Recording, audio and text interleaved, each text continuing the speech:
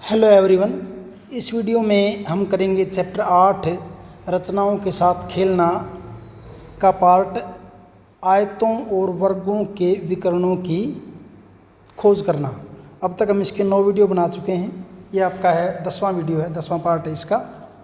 क्या है इसमें देखिए, एक आयत पी क्यू आर एस पर विचार कीजिए। साइड में दे रखी है पी आर और क्यू एस को मिलाइए। ये पी आर है आपका, ये पी आर है, जैसे ये रहा पी आर, और ये आपका क्या है क्यू एस। पी आर और क्यू एस इन दोनों को मिला दीजिए, वैसे मिला रखा है यहाँ पे। पी आर और क्यू एस को मिलाइए। ये दोनों रेखाखंड इस आयत के विकर्ण कहलाते हैं। यानी कि पी आर और क्यू एस इन दोनों को आप क्या कहेंगे, विकर्ण कहेंगे। विकर्णों की लंबाइयों की तुलना कीजिए। पहले पूरा अनुमान लगाइए, आइडिया लगा के पूर्व अनुमान, उसे आप देखेंगे आपको लग रहा है कि दोनों के हम बराबर लंबाई के हैं। फिर आकृति में दिखाए अनुसार बिंदुओं को अंकित करते हुए आयत बनाकर विकर्णों को मापिए। ऐसी कैसी आयत बना के फिर आप विकर्णों को माप करके देखिए। आप देखेंगे कि दोनों विकर्णों की लंबाई क्या आएगी, आपकी बराबर आएगी। तो क्या होता है, आयत के विकर्ण समान लंबाई के होते हैं, समान लंबाई के होते हैं। यानी इनकी लंबाई क्या होती है, बराबर होती है, होते हैं। ठीक है। आयत पी क्यू आर एस में पी और आर पर बने समकोणों को सम्मुख कोण कहा जाता है। सम्मुख कोणों के अन्य युग्म क्यू और एस पर बने हैं। अगर यहाँ देखें तो आपके ये पी वाला और आर वाला ये क्या आपके सम्मुख कोण है। ऐसे क्यू और एस ये भी आपके क्या हैं, सम्मुख कोण हैं। ये दोनों सम्मुख कोण आपस में, और ये भी आपके क्या हैं, सम्मुख कोण हैं। ध्यान दीजिए, एक विकर्ण सम्मुख कोणों के प्रत्येक युग्म के कोणों को दो छोटे कोणों में विभाजित करता है। दी गई आकृति में पी आर को दो छोटे कोणों में विभाजित करता है, जिन्हें जी और एच कहता है। यही विकर्ण पी को कोणों सी और डी में भी विभाजित करता है। क्या जी एच बराबर हैं, क्या सी और डी बराबर हैं। यहाँ देखिए, जैसे पी आर विकर्ण आपका, ये विकर्ण आपका जो पी आर है, ये वाला विकर्ण पी आर, ये क्या कर रहा है, पी के दो भाग कर दिए इसने, पी के दो भाग कर दिए। एक तो क्या आपका सी होगा ये वाला, तो और ये वाला क्या आपका डी है। ऐसे ही आर के दो भाग कर दिए, जी, ये वाला जी, और ये वाला क्या होगा एच। ऐसे ही ये जो विकर्ण क्यू एस है, ये भी क्या कर रहा है, क्यू के दो भाग कर दिए, ई कर दिया और एफ कर दिया। और ऐसे ही एस के दो भाग कर दिए, ए बना दिया और क्या बना दिया, बी बना दिया। यानी कि जो बड़े कोण के दो छोटे कोणों के अंदर इसको बदल दिया है। दो दो भाग हो गए इनके। पहले पूर्व अनुमान लगाइए, फिर कोणों को मापिए।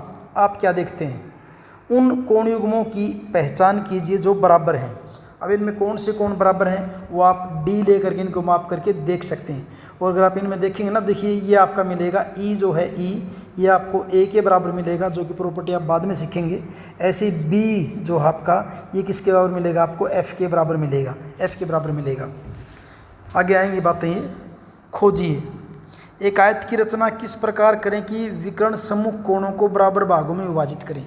यानी कि ऐसा क्या करें कि विकर्ण जो सम्मुख कोण उनको बराबर भागों में बांटें। अब यहाँ तो जैसे देखने से भी अपने को लग रहा है कि बराबर भाग ये नहीं है, अपने को देखने से पता चल रहा है। जैसे क्या है, ये डी छोटा दिख रहा है और सी इसमें थोड़ा सा बड़ा दिख रहा है। यहाँ देखें ए छोटा दिख रहा है, बी थोड़ा सा बड़ा दिख रहा है। तो ऐसा क्या किया जा सकता है कि ये कोण बराबर बने। तो इसके लिए आप ऐसा कर सकते हैं कि क्या हो कि जैसे कोई आप ऐसा तरीका बनाइए कि ये भी 45 का आए और ये भी 45 का आए, इस ढंग से। क्यों, क्योंकि पूरा कोण तो कितने का, 90 का। ये भी ऐसे ही कितने का, 90 का। ये भी 90 का और ये भी 90 का। यानी आपको ऐसा कुछ करना है कि ये कोण कितने कितने के बन जाए। एच 45 का बने, जी भी 45 का बन जाए, एफ 45 का बने, ई भी 45 का बने, डी भी 45 का होगा और सी भी क्या होगा, 45 का। उस केस में बराबर हो सकते हैं। तो इसके लिए आपको ऐसा क्या कुछ करना हो, आगे चल के आ जाएंगे वैसे बातें, किस प्रकार पता चलेगा। आप अपने प्रश्नों किस प्रकार अंकित करेंगे, अपने उन मापदंडों की पहचान कीजिए जिन पर ध्यान देने की आवश्यकता है। वे आयत की भुजाएं तथा विकर्णों द्वारा बनाए गए 8 कोण हैं। यानी कि जो आयत की भुजाओं द्वारा और विकर्णों द्वारा बनाए गए 8 जो कोण हैं वो किस ढंग से बराबर हों, इसके बारे में आपने सोचना है। अब ये भुजाएं हैं और कोण हैं, यहाँ देख लीजिए। अब इसके बाद ये है, कोणों और भुजाओं के संदर्भ में आपने कौन कौन से व्यापक नियम परीक्षित किए, कोणों और भुजाओं में। अब भुजाओं की बात करें तो आयत की सम्मुख भुजाएं समान होती हैं। और दूसरा क्या कि हमने जो आपके विकर्ण जो वो भी बराबर लंबाई के हैं। और क्या है, सम्मुख कोण समान है आपस में। और एक विकर्ण जो है कोणों को दो भागों में बांट रहा है। एक विकर्ण हर एक कोण को, सम्मुख कोण को दो भागों में, बराबर तो नहीं कहूँगा, दो भागों में बांट रहा है। अब वे दोनों भाग बराबर कब कब होंगे इसके बारे में बात करेंगे हम। यह निश्चित, यह किस प्रकार सुनिश्चित कर सकता है कि जो भी नियम आपने देखें वे सदैव सत्य होंगे। इसके लिए आप जब रचनाएं करेंगे तो यहाँ आपको सारा सब कुछ अपने आप क्लियर हो जाएगा। जैसे कि रचना करने के लिए कहा है, इसने क्या कहा है, एक आयत की रचना कीजिए जिसमें एक विकर्ण सम्मुख कोणों को 60 और 30 डिग्री के कोणों के अंदर बांटता हो। ऐसी एक रचना करके दिखानी है। तो मैं यहाँ आपको बता देता हूँ कैसे करेंगे आप इसको स्केल से फुटा यानी कि स्केल पैमाना डी लेकिन आप इसको बना सकते हैं। पहले आप कोई भी एक स्केल से फुटे से एक लाइन ले लीजिए ए बी, अपनी मर्जी से कोई भी लाइन ले लीजिए। फिर बी के ऊपर क्या करिए, डी से प्रोटेक्टर से एक 90 डिग्री का कोण बना दीजिए, बी के ऊपर बना दीजिए। कहाँ तक बनाना है वो मर्जी आपने देखना है। अब इसको वैसे कहाँ तक, क्या इसको ऊपर तक जाने देंगे, उसके बाद होगी अगली बात। तो लंबा खींच देंगे पूरा, 90 डिग्री का कोण बनाएंगे बी पर। फिर क्या करेंगे, इस बिंदु ए पर डी की सहायता से, जो कि मैंने आपको सिखा दिया है, पहले कोण कितने डिग्री का बना देंगे, 60 डिग्री का बना देंगे। ऐसे ये कोण बना दिया मान लिया आपने 60 डिग्री का। यहाँ पे डी से मैं कोण बना दूंगा 60 डिग्री का, और इस पॉइंट को यहाँ पे क्या लिख दूंगा, सी लिख दूंगा। ठीक है, अब ए बी सी का पता चल गया। डी कैसे पता करें, डी के दो तरीके हैं पता करने के। देखिए कैसे करेंगे। सबसे पहले तो मैं क्या करता हूँ, जैसे इस ए पर पहले 60 का बनाया था, अभी इसी ए के ऊपर 90 डिग्री का कोण बना दीजिए डी की सहायता से।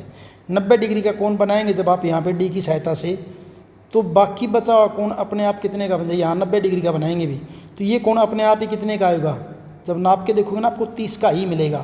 पहले ए पर 60 का बनाया था, सी तक, सी पे जो बी से जो लंब था उसके ऊपर सी पे जाके काट रहा था। अब यहाँ ए के ऊपर क्या कर दिया, 90 डिग्री का बना दिया, ऊपर चली गई लाइन। अब डी पॉइंट को पता करने के दो तरीके। पहला तरीका क्या है, अब आप क्या करें, इस बिंदु सी के ऊपर, यहाँ इस सी बिंदु के ऊपर डी से एक 90 डिग्री का कोण बना दीजिए ऐसे, डी प्रोटेक्टर चांदे की सहायता से यहाँ। तो ये कोण अपने आप माप के देखोगे आपको मिलेगा, ये 90 डिग्री का ही मिलेगा, आपको ये 90 का ही मिलेगा इस ढंग से। ये तो आप डी की हेल्प से। इसी को आप दूसरा तरीका क्या है फिर देख लीजिए। जैसे क्या किया, ये ए बी ले लिया आपने, ठीक है, फिर बी पे क्या कर दिया, 90 डिग्री का कोण बना दिया, डी की हेल्प से बना दिया ये भी। फिर ए पर क्या कर दिया, डी की सहायता से 60 डिग्री का कोण बना दिया, ए पे कितने का बनाया, 60 डिग्री का। ये पॉइंट आपका क्या हो गया, सी हो गया। ठीक है, ये भी ठीक है। उसके बाद नेक्स्ट क्या करेंगे आप, इसके बाद अगला काम आप दो तरीके से कर सकते हैं। क्या, बी के ऊपर प्रकार की सुई रख के बी पर, और सी जितना खोल लीजिए प्रकार को। बी पे प्रकार की सुई रखी, पेंसिल को सी तक लेके गए, इतना खोल के अब सुई को ए के ऊपर रख दो, सुई को रखेंगे ए के ऊपर। ए के ऊपर रख के एक ऐसे चाप लगा देंगे, ऐसे चाप लगा देंगे ए पे रख के। ये कब किया था आपने, बी से सी खोला था।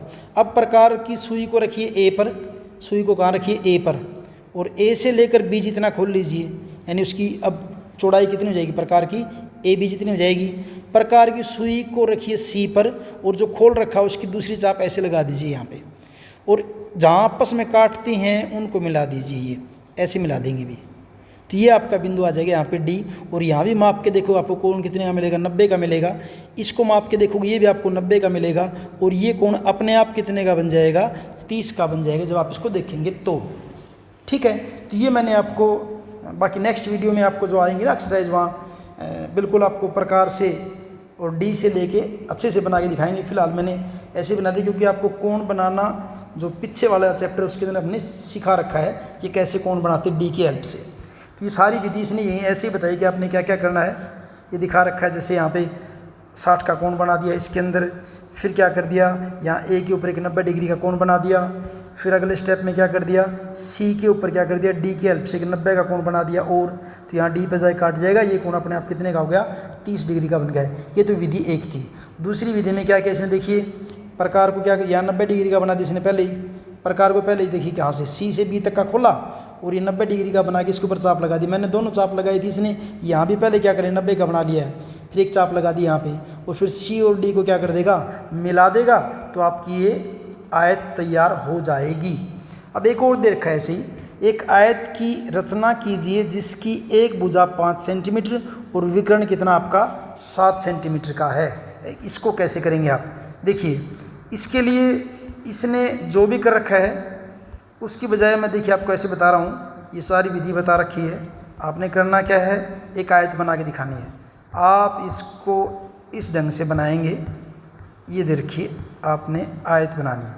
सबसे पहले क्या कर लीजिए, 5 सेंटीमीटर की भुजा ले लीजिए आप स्केल से, 5 सेंटीमीटर की, और इस भुजा को इसके हिसाब से हमने DC कह दिया है, ठीक है। फिर क्या किया, C के ऊपर, इस पॉइंट C पर D की सहायता से एक आप 90 डिग्री का कोण बना दीजिए, यानी कि लंब खींच दिया। अब प्रकार को खोल लीजिए 7 सेंटीमीटर, फुटे की सहायता से, स्केल की सहायता से प्रकार को 7 सेंटीमीटर खोलिए। प्रकार की सुई को रखिए आप D के ऊपर, सुई कहाँ रखनी है, D के ऊपर। D के ऊपर सुई रख के 7 सेंटीमीटर की एक चाप लगा देंगे आप ऐसे, ये पॉइंट क्या हो जाएगा आपका B। और फिर क्या कर देंगे, आप इसको मिला देंगे। ये आपने, ये भुजा आपकी कितनी हो जाएगी, फिर 7 सेंटीमीटर हो जाएगी।